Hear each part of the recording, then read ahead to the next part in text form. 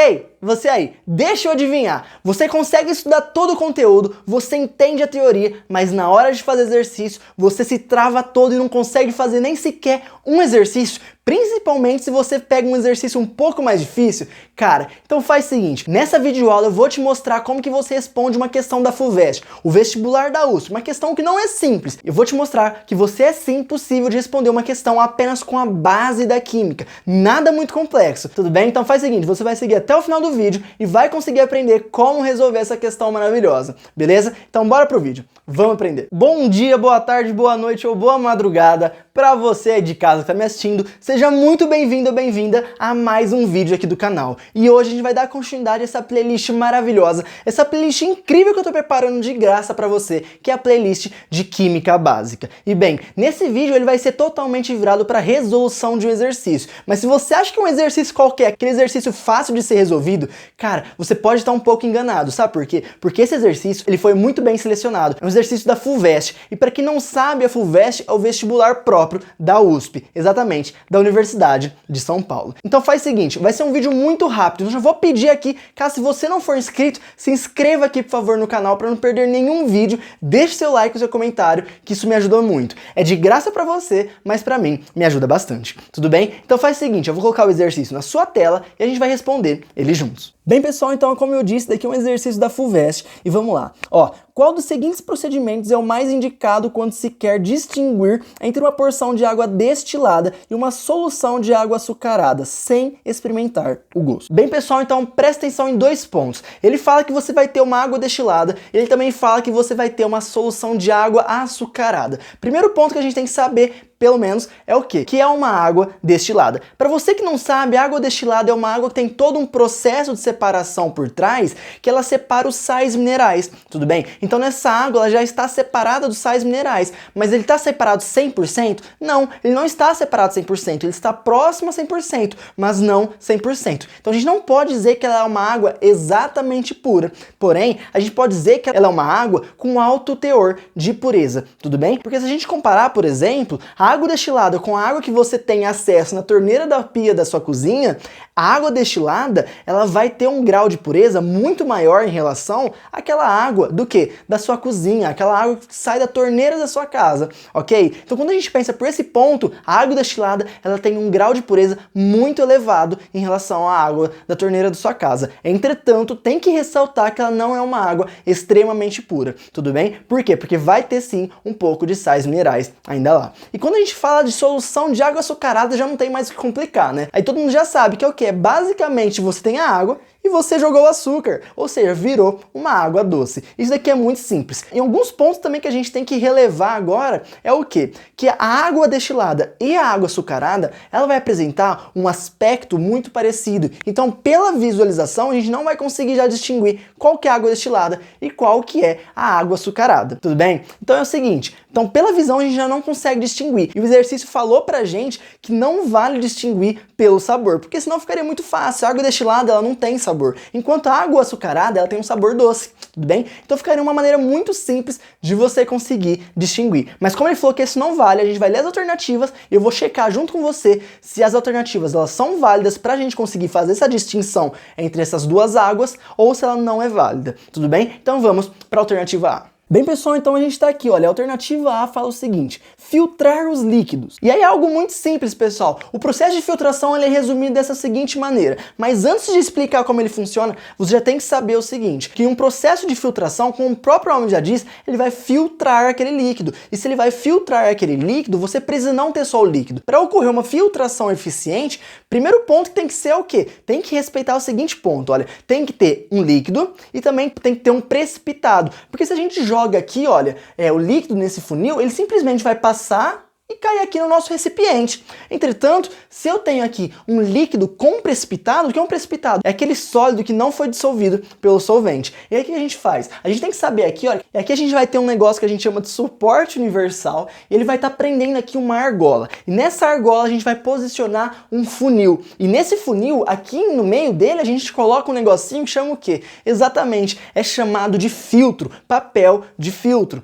Se você Quer saber um pouco melhor como funciona? Pensa o seguinte, é o processo do café. Você não tem o funil e não coloca o papel de filtro lá para filtrar o seu café? Exatamente, cara. No café você tem o quê? Você tem o líquido, que no caso é a água quente, e o café, certo? Mas também vai ter o café em pó, ou seja, você não vai querer beber aquele café em pó, você vai querer beber apenas aquilo que está dissolvido de café na água. Então é por isso que você filtra. Para quê? Para o sólido ficar retido no papel de filtro e apenas passar o líquido. E aí então o que acontece? A gente tem aqui o papel de filtro e tem o funil. A gente jogaria aqui um líquido com um precipitado, passaria o líquido e o precipitado, que é o sólido que não dissolveu, ficaria retido aqui. E aqui passaria o líquido livre do precipitado. A gente recolheria ele aqui com um frasco recolhedor, que a gente chama aqui de Erlenmeyer, no caso é o que a gente está utilizando. Tudo bem? Então é praticamente isso. Mas para que eu dei toda essa volta? Para você que não sabia o que é filtração, conseguir saber agora como ela funciona e saber se ela vai ser eficiente para distinguir a água destilada e a água açucarada. Bem, aí outro ponto que você precisa saber é que o açúcar ele é muito solúvel em água, ou seja, você joga o açúcar e ele tem uma solubilidade muito grande em água. Ou seja, aquela água com açúcar, dificilmente ela teria um precipitado. Ou seja, se você jogaria aqui, não ficaria nada retido aqui no papel de filtro. Ou seja, não seria um processo eficaz, porque você estaria jogando líquido, mas um líquido sem precipitado. E se é um líquido sem precipitado, ele simplesmente vai fazer isso daqui, olha. Jogou o líquido, saiu como líquido, não ficou nada retido. Então você está fazendo um processo à toa. Não vai valer para nada, porque está entrando líquido e saindo líquido. Você não vai conseguir diferenciar. De mesmo modo que o quê? Que é a água destilada. Se você jogar água destilada aqui, também vai entrar como líquido e só vai sair líquido, não vai ficar nada retido lá no nosso papel de filtro, tudo bem? Então a filtração a gente já descarta. É um método que a gente não conseguiria utilizar para conseguir distinguir a água destilada da água açucarada. Então vamos para a alternativa B para ver se ela é possível? Bem, pessoal, então aqui na alternativa B ele fala o seguinte: determinar a densidade. Bom, pessoal, então para você que não sabe o que é densidade, eu já gravei uma aula, tô deixando aqui para você. E essa aula eu falo tudo o que você precisava saber de densidade, inclusive um aprofundamento que eu vou utilizar aqui nessa aula, que ele é necessário para você conseguir resolver esse exercício. Vamos lá. Para você que não sabe, a densidade ela é calculada por massa dividido por volume. Simples assim. Só que a gente tem um negócio também que a gente fala densidade total. Quando a gente chama densidade total, a gente consegue levar em consideração o quê? Tanto a massa do solvente quanto a massa do soluto. É para quando a gente acontece em algumas situações parecido com essa do exercício, que a gente tem água e tem açúcar. Porque na primeira fórmula que eu apresentei para você, só tem uma massa e só tem um volume. Que no caso, para determinar a densidade da água, por exemplo, da água destilada, a gente colocaria a massa da água destilada e o volume da água destilada. Só que nesse caso aqui, olha, a gente tem que levar em consideração o que? A gente vai ter uma grande quantidade de açúcar. E se a gente tem uma grande quantidade de um soluto, que no caso é o açúcar, e o solvente é a água, a gente tem que levar em consideração tanto a água quanto o açúcar no cálculo da densidade. E aí como que acontece? Tá vendo aqui, olha, que tem M1 mais M2 dividido por volume 1 mais volume 2? O que acontece, olha, massa por volume na densidade? Ó, ignora isso daqui. Tem massa 1 dividido por volume 1, ou seja, isso daqui é uma densidade, isso daqui também vai ser uma densidade. Nesse caso, a gente colocaria aqui, por exemplo, no M1, a massa da água, no V1, o volume da água, no M2, a massa do açúcar que a gente adicionou, e no V2, o volume do açúcar que a gente adicionou. Ou seja, o que é interessante aqui a gente saber? Nesse caso aqui, nessa fórmula, é possível somente a gente incluir apenas uma massa e apenas um volume. Entretanto, aqui ó, nessa densidade total, a gente está incluindo tanto a massa de um quanto a massa de outro. De mesmo modo que a gente também inclui o volume de um e o volume de outro. Então, nesses casos aqui, nesses cálculos, usando a densidade e a densidade total, a gente conseguiria sim distinguir qual que era a água destilada e qual que era a água açucarada. Por quê? Porque elas vão apresentar densidades diferentes. Então, basta a gente fazer esses cálculos que a gente conseguiria sim distinguir, tudo bem? A gente utiliza essa fórmula aqui para a densidade da água destilada, porque a quantidade de sais minerais lá dentro é tão pequena que não vale nem a pena ser considerado nessa conta aqui, porque vai dar um número muito próximo se a gente utilizasse somente isso, porque a quantidade de sais minerais lá dentro vai ser muito, muito pequena, enquanto no do açúcar vai ser muito maior em relação aos sais minerais na água destilada, tudo bem? Então, nessa densidade total, a gente só basta incluir aqui a massa e o volume da água e a massa e o volume do açúcar. Desse modo, aqui a gente tem que saber o seguinte: a água destilada e a água açucarada vão ter densidades diferentes, de modo que a água açucarada vai ter uma densidade densidade maior que a água destilada. Então basta fazer esses cálculos e aquela água que apresentar uma densidade maior vai ser a água açucarada e a que apresentar uma densidade menor vai ser a água destilada. Tá vendo? Simples assim. A alternativa B já pode marcar ela como a correta, que ela está totalmente correta, tudo bem? Mas vamos checar o resto das alternativas só por desencargo de consciência?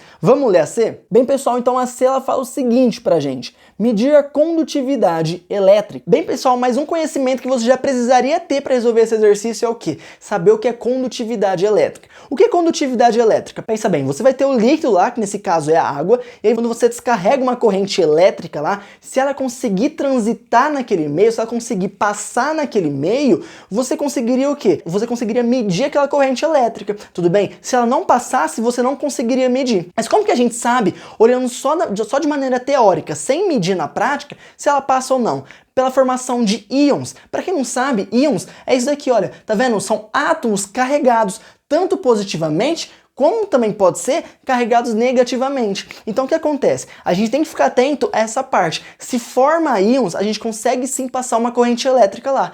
E se não forma íons, a gente não consegue. Quanto mais íons tiver no meio, maior vai ser a facilidade da corrente elétrica ela passar por aquele meio. Quanto menor, maior a dificuldade. E quanto ele é nulo, ela simplesmente não passa. Tudo bem? Então vamos fazer o seguinte, olha. Quando a gente analisa lá, lembra que eu te falei lá no comecinho que na água destilada a quantidade de sais minerais vai ser muito, muito, muito pequena, ou seja, vai ser praticamente água. E a água em si, a água pura, porque a água destilada não é pura, por essas aspas, ela não apresenta uma condutividade elétrica. Ela só vai conduzir eletricidade se tiver íons, no caso sais minerais, tudo bem? Mas na água destilada ela não vai conduzir, porque a quantidade de sais minerais é muito pequena. Então a gente já sabe que na água destilada não vai conduzir corrente elétrica, tudo bem? Mas a gente precisa saber o seguinte, já que a gente sabe que na água destilada não vai conduzir, aí a gente tem que pensar assim, será que na solução lá de água açucarada vai conduzir? Porque se ela conduzir, a gente também pode usar ela para distinguir. Só que a gente analisa, olha, essa daqui é a fórmula do açúcar, tudo bem? A fórmula da sacarose, que é o açúcar que a gente utiliza na nossa cozinha. Então o que acontece? Ele está aqui no estado sólido. Aí quando a gente joga ele em água, ele vai sair no estado aquoso. Se você não está entendendo o que é essa seta, porque tem um H2O, que é a água, em cima da seta, cara, faz o seguinte, clica nesse vídeo aqui, ele tem apenas 5 minutos. E eu vou te explicar como que você lê todas essas questões aqui, olha, para você conseguir entender diversos outros pontos de assuntos posteriores, tudo bem? Então clica nele depois dessa aula que vai valer muito a pena, eu te garanto isso, beleza? Mas vamos voltar, vamos lá. Ó, a gente tem o quê? Aqui a gente vai ter a mesma molécula, ela entrando e saindo, tá vendo? Ó, C12, C12, H22, H22, O11, O11, tudo bem? A única coisa que está mudando é o estado físico. Ele entra no estado físico sólido e ele sai o quê? Ele sai aquoso, no estado aquoso. E no estado aquoso é o quê? É aquela molécula em meio de água. Imagina o seguinte, eu estou aqui rodeado por quê? Por ar atmosférico. Se eu tivesse uma piscina, eu estaria rodeado por água, tudo bem? Então pensa bem, seguindo essa linha de raciocínio, quando a gente pensa na molécula, quando ela estiver rodeada por água, ela está no meio aquoso, tudo bem? Então esse aquoso vem de água, é simples assim. Então vamos lá, como ele está saindo aqui do sólido indo pro aquoso, e não está tendo nenhuma carga aqui em cima, não tem íons. E se não tem íons, também não vai conduzir uma corrente elétrica. Tudo bem? Olha aqui, ó. Diferentes que se a gente tivesse aqui o NaCl. No exemplo, a gente não tem NaCl. É só para você entender. O NaCl, quando a gente joga em água, ele forma o Na+, e o Cl-. Formou íons? Formou. Então, nesse caso aqui, ele conduziria sim corrente elétrica. Mas como a gente jogou açúcar e não o NaCl, que é o sal de cozinha, a gente não vai conduzir também corrente elétrica. Por quê? Porque nesse caso a gente sai uma molécula neutra. Ela não está carregada nem positivamente e nem negativamente. Ou seja, nem a água destilada e nem a solução de água açucarada irá conduzir corrente elétrica. Então, por esse ponto, a gente não consegue também distinguir nenhuma dessas soluções. Então, vamos para a alternativa D, só para a gente ver por que ela também está errada? Bem, pessoal, então vamos lá.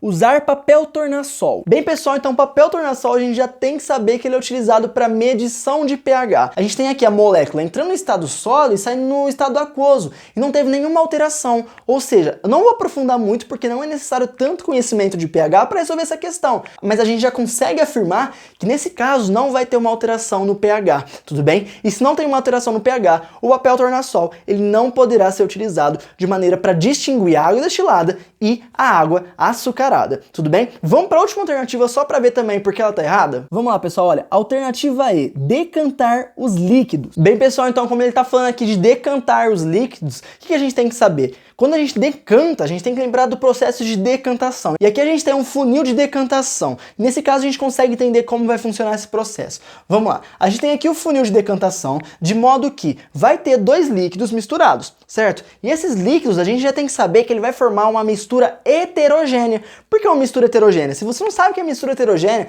tem uma videoaula que eu tô deixando aqui para você também, que eu explico tudo que você precisa saber sobre as misturas, bem? Mas vamos lá. A mistura heterogênea é aquela mistura que tem duas fases, ou seja, você vai olhar para ela e você vai conseguir distinguir as fases. No caso aqui, olha, a gente consegue distinguir porque uma tem uma coloração azul e uma tem coloração rosa. Ou seja, para a gente fazer a decantação, a gente precisa ter uma mistura heterogênea. Ou seja, vai ser uma mistura que os líquidos, eles não vão se misturar, tudo bem? Se eles não se misturam, eles vão ter densidades diferentes. Isso também é fato. Por quê? Porque o que é mais denso vem para baixo e o que é menos denso vai para cima, tudo bem? Já falei isso também na aula de densidade. Então vamos lá, aqui tem uma torneirinha. Nessa torneirinha, quando a gente abre ela, ele vai começar a respingar o quê? O líquido que tiver embaixo, ou seja, o líquido mais denso. E nesse caso aqui, olha, a gente vai conseguir o quê? A gente vai conseguir recolher esse líquido, enquanto o menos denso vai ficar lá em cima.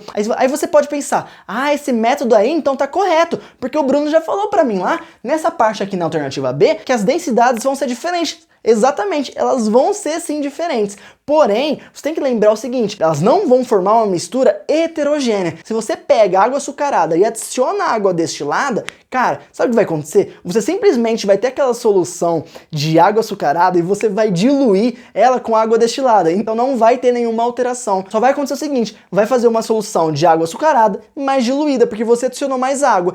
Nos dois casos você tem a água, então você só aumentou o solvente. Se você só aumenta o solvente, você está diluindo uma solução. Então nesse caso, a gente não vai ter uma mistura heterogênea. E se a gente não vai ter uma mistura heterogênea, o processo de decantação não vai valer a pena a gente perder tempo. Por quê? Porque aqui não vai ter a distinção de cor. Nesse caso, a gente vai ter somente de uma cor e a gente vai fazer o seguinte, e a gente abre aqui e vai começar a cair. Só que ao mesmo tempo que vai começar a cair, a gente está caindo a mesma solução. Não vão ser soluções diferentes, porque nesse caso, ela sim se misturou. Quando a gente colocou, ela simplesmente diluiu a água açucarada e formou uma solução só. Não vão ser mais soluções diferentes. Tudo bem? Então, para finalizar, para terminar esse exercício, a alternativa B é a correta. Já te expliquei o porquê a alternativa A alternativa C, a alternativa D que eu não coloquei aqui porque não requer desenho, e também a alternativa E, porque elas estão erradas. Eu já te expliquei por isso que essa aula ficou comprida, tudo bem? E também eu te expliquei o porquê a alternativa B ela está correta. Então, cara, desculpa por essa videoaula ter ficado um pouco comprida, mas eu tenho certeza que ela te ajudou bastante, porque poderia muito bem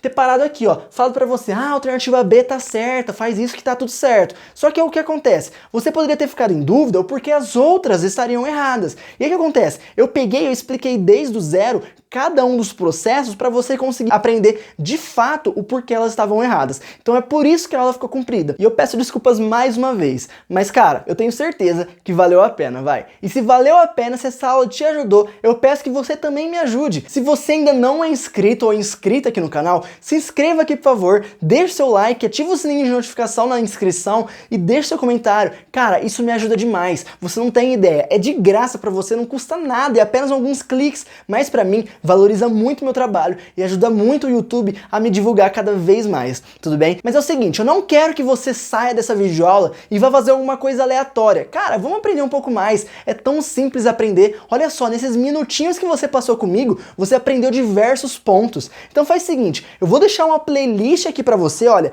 de Química Básica. E nessa playlist de Química Básica você vai ter todo o assunto que você precisa saber da base da química. E o melhor, tudo de graça, tudo bem? Então faz o seguinte, eu vou terminar essa aula, você vai clicar nessa playlist e aí você vai aprender muito mais comigo, tudo bem? Então, até o próximo vídeo.